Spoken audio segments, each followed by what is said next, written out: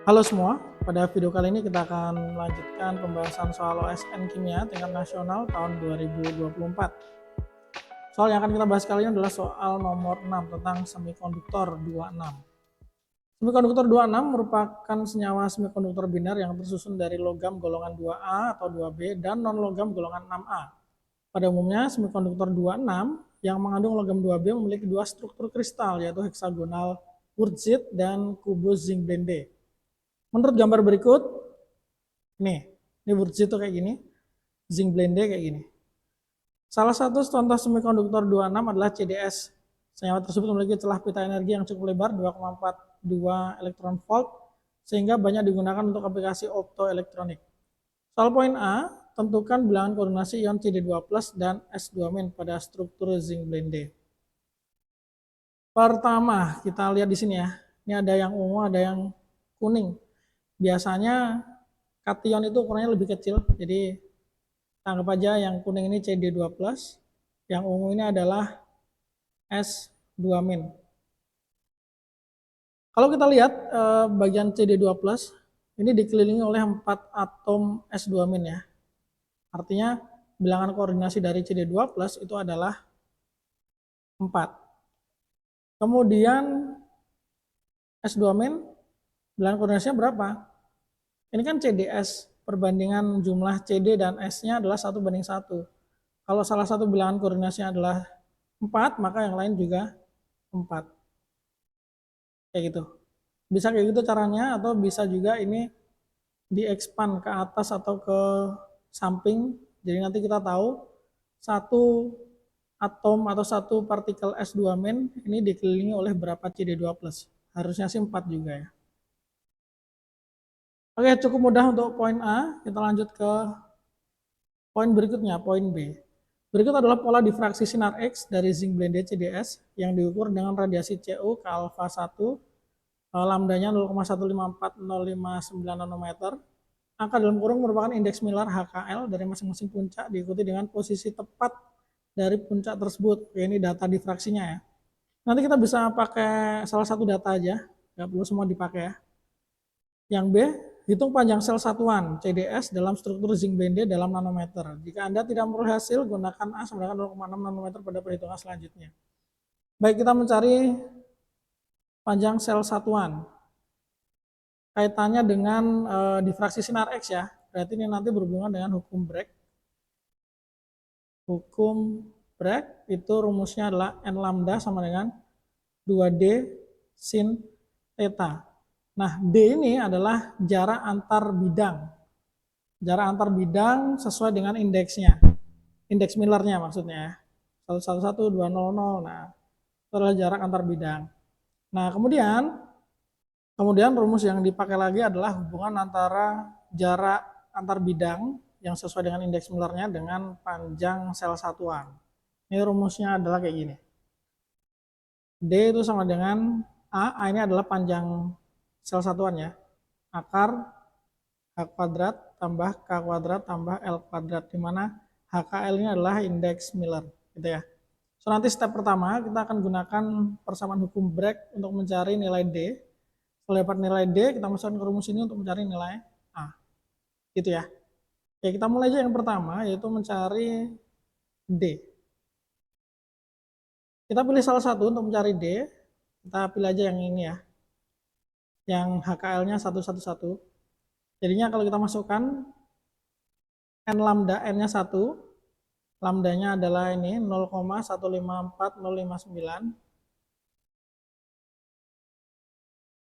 sama dengan 2 kali D kali sin theta. Theta ini kan 2 theta ya yang terbaca ya, 26,33 ini kan 2 theta, berarti kalau theta itu adalah 13,165. Nah, gini ya.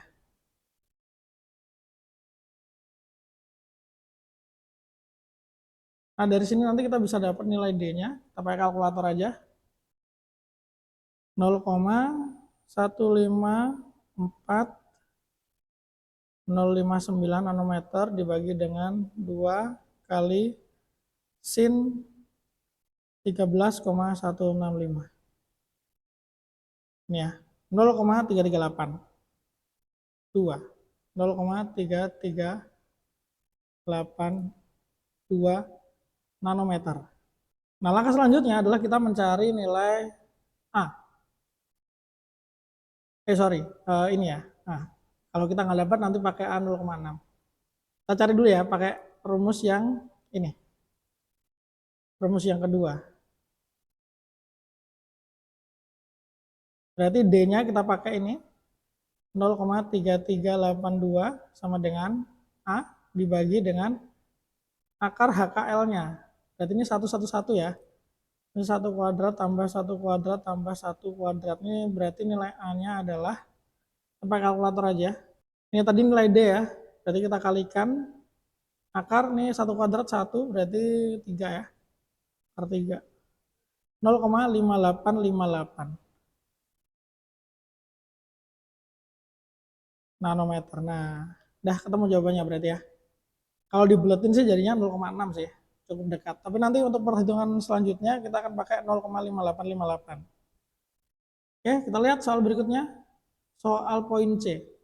Hitung panjang ikatan CDS dalam nanometer. Baik. Tadi kan panjang rusuk kita udah dapat ya.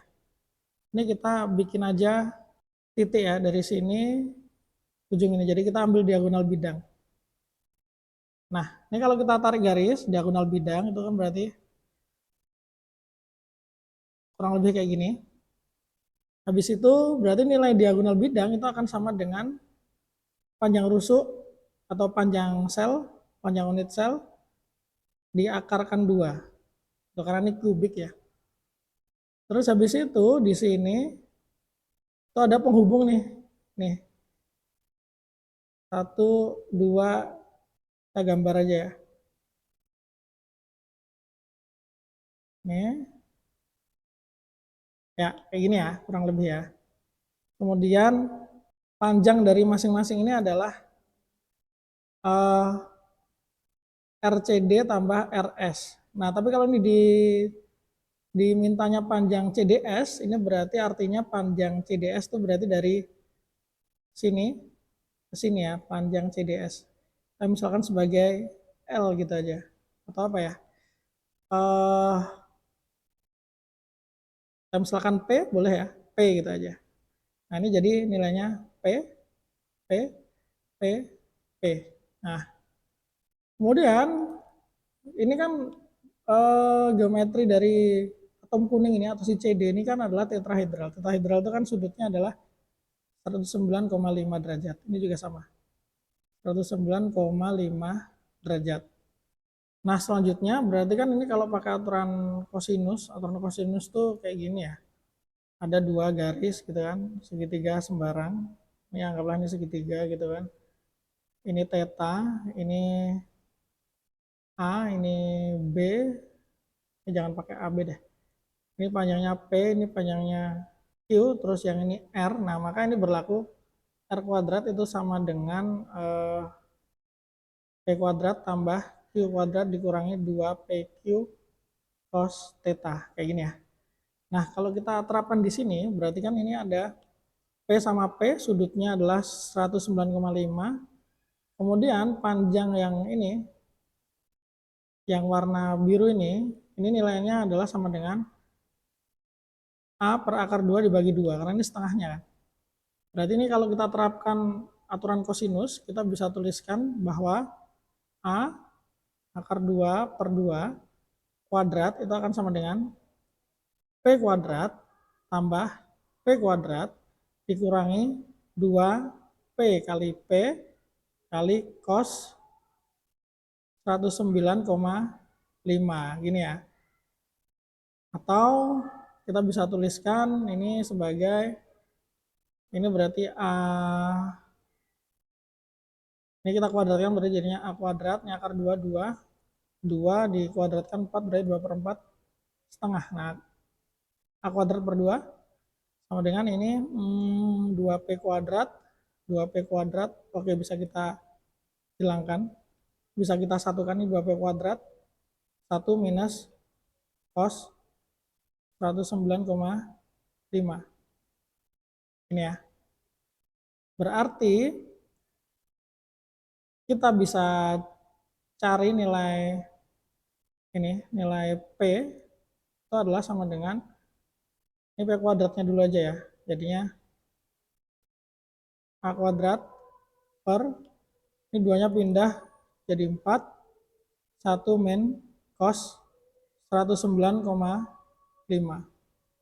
Nah, nilai A kan kita udah dapat di poin sebelumnya ya. Nilai A-nya adalah 0,5858. Ya sudah, kita masukin aja, ini berarti 0,5858 kuadrat per 4 dikali 1 minus cos 109,5 sama dengan P kuadrat. Nah, ini kita hitung aja pakai kalkulator. Ini ya, berarti 0,5858 kuadrat per 4 kali 1 minus cos 109,5. Bentar, kok nggak bisa? Oh, ini kurang tanda kurung ya. Ya, ketemu 0,06432. 0,06432. Tapi ini adalah P kuadrat. Yang kita cari adalah P. Nah, jadi dari sini nanti kita bisa tuliskan bahwa P itu adalah akar 0,06432. Ini adalah panjang dari ikatan CDS. Oke, kita akarkan saja. Jadinya 0,2536. 0,2536 nanometer. Oke, dapat ya. Panjang ikatan CDS. Lanjut ke soal berikutnya. Sekarang diminta kita menghitung massa jenis teoritis CDS, rho. Baik. Ya udah, rho itu kan massa dibagi volume ya. Kita hitung salah satunya aja. Volume karena dia kubus maka sisi kali sisi kali sisi jadi sisi kuadrat. Tadi panjangnya kita udah dapat A. Apakah 3? Tapi tadi masih nanometer ya. 0,5858. Jadi kita ubah dulu ke sentimeter karena ini diminta satuannya gram per sentimeter kubik. Oke, nanometer ke mikrometer ini 10 pangkat minus 3, mikrometer ke milimeter itu 10 pangkat minus 3 juga. Nah, milimeter ke sentimeter ini 10 pangkat min 1, jadi 10 pangkat min 7. So, nilai A-nya itu adalah 0,5858 dikali 10 pangkat minus 7 pangkat 3. Nah, berapa ini?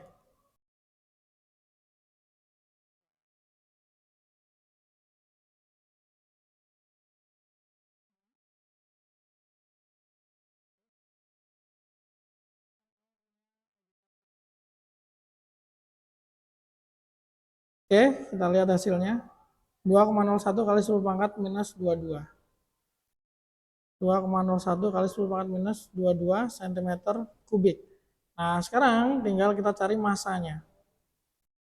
Massa ini berarti kan massa si CD ditambah massa S.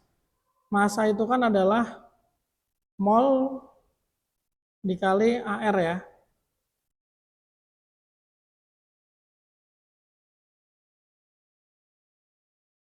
Mol si CD itu adalah berarti jumlah partikel CD dalam unit sel dibagi bilangan Avogadro kali AR CD tambah ini juga sama jumlah partikel S per bilangan Avogadro kali AR S. Jumlah partikel CD dalam unit sel ini jelas terlihat 4. Bilangan Avogadro 6,02 kali 10 pangkat 23. AR dari CD adalah 112,4. Tambah ini jumlah partikel S-nya juga sama 4.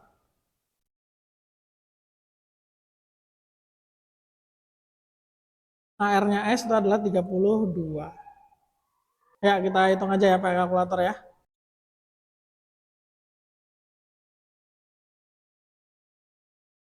Nah, ini dia ketemunya. 9,595 kali 10 pangkat min 22. Ini satuannya udah gram ya. Ya udah, tinggal kita masukkan aja ke rumus massa jenis. Massanya adalah 9,595 10 pangkat min 22 per 2,01 kali 10 pangkat min 22. Ini coret 10 pangkat min 22-nya. Ini jadinya tinggal dibagi 2,01 ya. Oh, 9,595 dibagi 2,01. 4,77. 4,77 gram per centimeter kubik. Ini dia jawabannya. Oke, soal nomor D beres. Kita lanjut ke soal berikutnya. CDS yang tidak terdoping merupakan semikonduktor tipe N atau kelebihan elektron akibat adanya defek pada struktur kristalnya. Tentukan jenis defek intrinsik yang mungkin muncul pada struktur kristal CDS. Pilih semua jawaban yang mungkin. Oke, baik, ini ada interstisial, ada kekosongan. Interstisial itu berarti nyelip atau kelebihan ion. Jadi kalau CD2+ interstisial berarti kelebihan CD2+. Kalau kekosongan berarti kekurangan CD2+. Nah, kita pakai logikanya seperti ini. Kan CDS ini terbentuk oleh atom CD dan S, di mana CD ketika dia berubah jadi CD2+, maka ia akan melepaskan 2 elektron gitu kan. Nah, 2 elektronnya kemana? 2 elektronnya ditangkap oleh S. S-nya berubah jadi S2- gitu kan. Artinya semakin banyak CD atau semakin banyak CD2+, maka elektronnya pun semakin banyak. Gitu logikanya ya. Tapi kalau si S, ini kan CD yang lepas elektron, elektronnya bebas, ditangkap oleh S. Kalau makin banyak S, maka elektron yang bebas sedikit gitu. Ini kita labeli elektron yang bebas aja ya. Nah gitu. Atau kita nulisnya gini, semakin sedikit S2-, maka elektron bebasnya akan semakin banyak juga. Nah, jika jumlah CD2+ itu lebih besar atau lebih banyak daripada S2-, maka elektron bebasnya ini ada, muncullah semikonduktor yang kelebihan elektron. Nah, semakin banyak ini CD2+ lebih banyak, itu namanya kelebihan CD2+, itu defek yang dinamakan sebagai interstisial. Tapi kalau ini yang S2- kekurangan, S2- ini bisa dinamakan sebagai kekosongan atau vakansi. Kekosongan S2-. Nah, logikanya kan kayak gini nih. Kalau CD-nya makin banyak, berarti elektron bebasnya akan semakin banyak. Berarti kenyataannya terjadi kelebihan elektron. Berarti elektronnya banyak. Berarti cacat yang mungkin atau defek yang mungkin adalah interstisial CD2+. Ini yang pertama. Atau kalau S-nya terlalu sedikit nih dibandingkan elektron yang tersedia, maka akan ada elektron yang bebas. Nah, berarti kalau S kurang, berarti ada satu titik atau beberapa titik lah yang kosong, nggak ada S-nya. Sehingga elektronnya bisa bergerak bebas. Itu disebut sebagai kekosongan S2-. So, ada 2 kemungkinan. Kalau tipenya kelebihan elektron berarti interstisial CD2+ atau kekosongan S2-. Begitu. Kalau nanti tipenya adalah tipenya adalah kekurangan elektron, bukan kekurangan elektron sih sebutannya, kayak kelebihan hole. Hole ini kalau di semikonduktor ya, lubang. Jadi ceritanya di semikonduktor itu ada lubang yang ditempati elektron gitu. Kalau lubangnya lebih banyak berarti dia tipe yang positif. Kalau elektron yang lebih banyak daripada lubangnya tipe negatif, kayak gitu. Anyway, kurang lebih seperti ini tadi ya penjelasannya ya. Bagaimana kita menentukan jenis defek yang ada. Kita lanjut ke soal berikutnya. Najem DKK pada tahun 2022 melaporkan konsentrasi elektron sebesar 3,21 kali 10 pangkat 14. elektron per centimeter kubik pada lapisan tipis CDS yang disintesis dengan metode chemical bath deposition. Berdasarkan data tersebut, hitung jumlah defect atau nilai X pada subsoal E pada CDS dengan asumsi hanya terdapat satu jenis defect. Oke, kita asumsikan saja defectnya adalah interstitial CD2+. Nah, berarti nanti CD 1 plus X, S gitu ya. Kita mencari nilai X-nya. Pertama, ada elektron yang bebas sebanyak ini. Artinya yang pertama, kita akan menghitung dulu berapa kelebihan CD atau jumlah partikel CD interstisialnya itu berapa dalam 1 cm kubik ya, karena di sini dibilangnya sekian elektron per cm kubik. Kita hitung dulu. Ini kita namanya aja sebagai NX. Dan secara logika, satu partikel CD itu akan menghasilkan 2 elektron. Nah, sekarang di sini ada 3,21 kali 10 pangkat 14 elektron. Berarti ada berapa CD, partikel CD-nya? Nah, ini berarti adalah dibagi 2 ya, karena satu partikel CD menghasilkan 2 elektron. Berarti jumlah partikel CD yang interstisial itu adalah jumlah elektron yang bebas, ini yang bergerak bebas di lapisan tipis CDS dibagi dengan 2. Nah, ini dapat nih. Berarti NX-nya adalah 1,605 kali 10 pangkat 14. Partikel CD2+ interstisial. Tahap 1 selesai. Kemudian tahap kedua, kita harus menghitung jumlah CDS dalam 1 cm kubik. Ada berapa nih? Di soal sebelumnya kita sudah menghitung massa jenis. Kita lihat ya massa jenisnya berapa ya. Ini dia massa jenisnya 4,77 gram per cm kubik. Artinya dalam 1 cm kubik itu terdapat tadi rho-nya 4,77. Kan rho-nya 4,77 gram per cm kubik. Berarti dalam 1 cm kubik terdapat 4,77 gram CDS.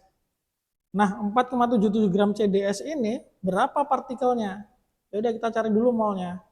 Mol itu kan sebenarnya massa per mr. Massanya 4,77, mr-nya adalah 112,4 tambah 32. Ini kita cari molnya.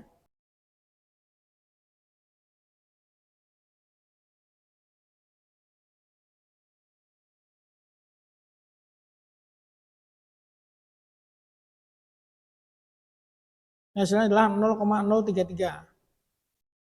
0,033 mol. Terus kita cari jumlah partikelnya. Mol dikali bilangan Avogadro kan gitu. Jadinya 0,033 dikali 6,02 kali 10⁻23. Nah, berapa nih hasilnya nih? Ini langsung aja dikali 6,02 kali 10 pangkat 23.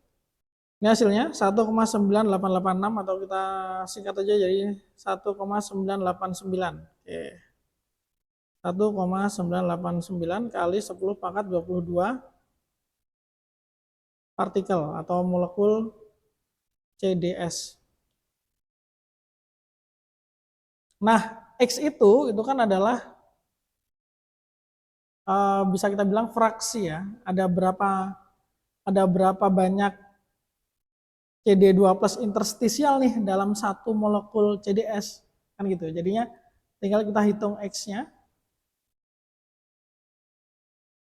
X-nya ini adalah NX dibagi N. So kita punya NX-nya 1,605 kali 10 pangkat 14 dibagi 1,989 kali 10 pangkat 22. Dari sini kita bisa dapat nilai X-nya. Kita hitung pakai kalkulator.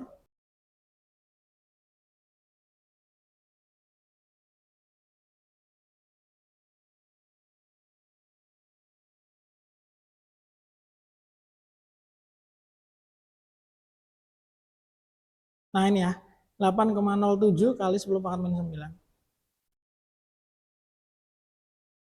Sangat kecil ya nilainya. 10 kali, 8,07 kali 10 pangkat minus 9. 10 pangkat minus 9. Oke, mungkin cukup segini dulu aja untuk pembahasan di video kali ini. Thank you sudah menonton. See you on the next video. Dah.